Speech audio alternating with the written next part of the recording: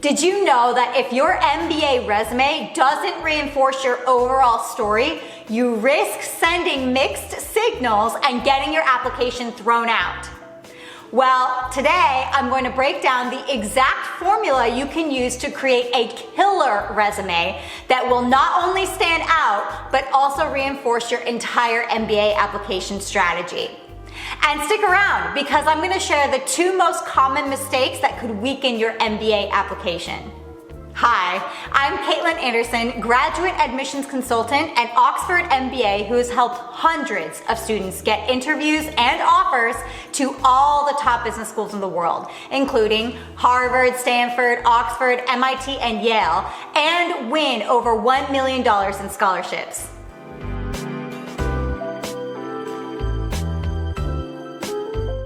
So why does your resume need to support your narrative?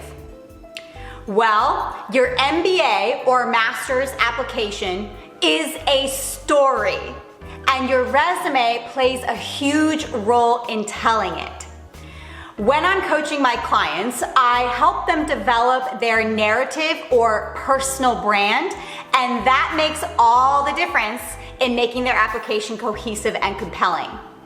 My narrative formula has 4 key components.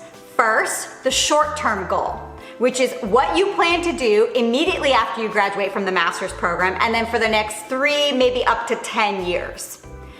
Second, the long-term goal, which is what you plan to do 10 to 15 years after you graduate from the master's program. Your personal attachment, which is a story, something that happened to you that connects you deeply, emotionally to your goals. And then 4th, evidence, which is proof that you're gonna show in your resume and in your application that you have always been pursuing the goals that you're gonna tell the admissions committee that you have in some way or another, and that you are ready for their program.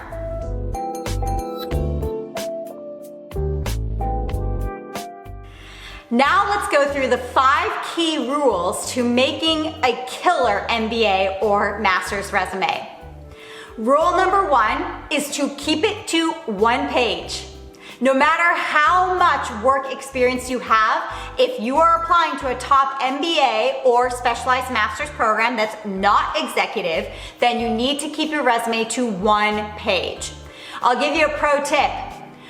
Prioritize those experiences that relate directly to your narrative, to your goals that you talked about in your narrative. Now, I'm going to give you one exception here that some master's programs, such as Cornell's MFE or Carnegie's MSBA specialized program, will specify that they want your resume to be 12-point font Arial, and so they'll allow it to go to 2 pages. Now, if that's the case, you can make it 2 pages, but most top business master's programs will need just 1 page, and don't go beyond that limit. Rule number 2 is to prioritize impressive experiences that reinforce your narrative. Our goal is to put your best foot forward. And I can tell you that every one of my students has some impressive experience on their resumes. Impressive in terms of the scale of their impact. Now, if you can't figure out what experiences you've had are most impressive, then you should think, if I didn't know me and I was reading my resume, what would I step back and say, oh wow, that's pretty cool? And if you still can't get to those impressive experiences by asking yourself that, then you should have a friend or family member who is honest, read your resume and ask them, what do you think is most impressive about what I've done? And with enough heads, you'll be able to figure out what it is, and that's what you're gonna go with. Also, your resume should showcase how your experiences support your goals. So if your short-term and long-term goals included tech consulting, then in your resume, all these bullet points that you have, you should find places to showcase your connection to tech consulting. So a weak bullet point would be managed a team of 5. because that doesn't give you any information about the scope of your impact, or it doesn't connect you to your narrative, to your goals. Instead, you could write a strong bullet point saying, led a 5-person tech consulting team to advise 150 clients on digital strategy. Rule number 3 is to quantify everything. Admissions committees love numbers on a resume because it proves real impact. If you use mostly words on your resume, then it starts to send the message that maybe what you did was mostly busy work.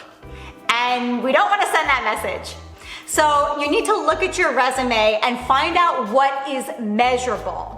Now that can be difficult, but I'll tell you that almost every single bullet point that I've seen has a hidden number or several numbers in it. And so your job is to let those numbers out. So I want to give you a few examples of numbers that might be hiding in your bullet points so that you can get the juices flowing in terms of your brainstorming. So the first thing would be revenues, profits, costs, number of clients, number of campaigns, number of sales calls, number of hours saved, number of people in a department, number of participants at an event, number of readers, and percentage of users engaged. And that's just a handful. There are so many other numbers that are hidden in what you've done. My rule is that every bullet point needs to have at least one number. Now, if you can't get to a number, then you need to specifically name the client industry, the companies, or the event that you're mentioning. For example, instead of saying developed marketing campaigns, you would say launched a digital marketing campaign that increased revenue by 25%. Rule number 4 is to highlight leadership and initiative even if you haven't had a formal management title. These admissions committees at top MBA and master's programs want to see leadership and initiative, whether or not you've actually had a management title. So if you haven't, then what I do with my students is we add leadership verbs to their resume that will subtly communicate that message of leadership, such as led, managed, spearheaded, drove, directed, oversaw, supervised, orchestrated, headed, or chaired. Rule number 5 is keep it clean, professional, and easy to scan. Admissions committees spend on average 30 seconds to a minute skimming your resume. So make it easy on them by using a clear, structured format. You do want to use as few words as possible and consistent formatting. You don't want to use fancy fonts, colorful backgrounds, an executive summary, or a picture.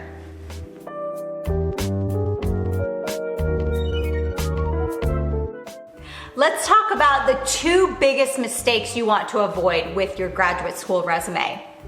Mistake number 1 is a resume that isn't quantified, and mistake number 2 is a resume that doesn't connect you to your goals.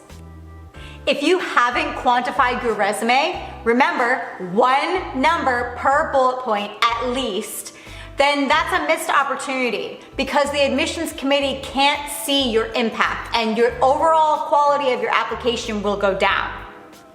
Also, if your resume experiences don't connect to your goals, then the admissions committee will start to wonder if your story is authentic.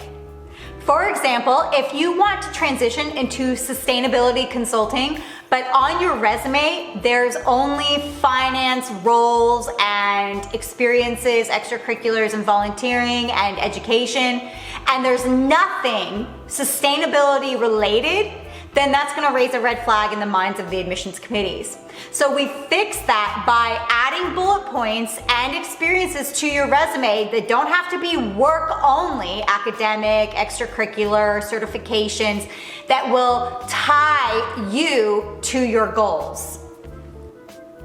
That's it for now. If you found this video to be helpful, then please hit the like button so that more applicants can see it. And if you're looking for more MBA or specialized master's insider tips, then hit subscribe. Thanks so much for watching, and I'll see you in the next video.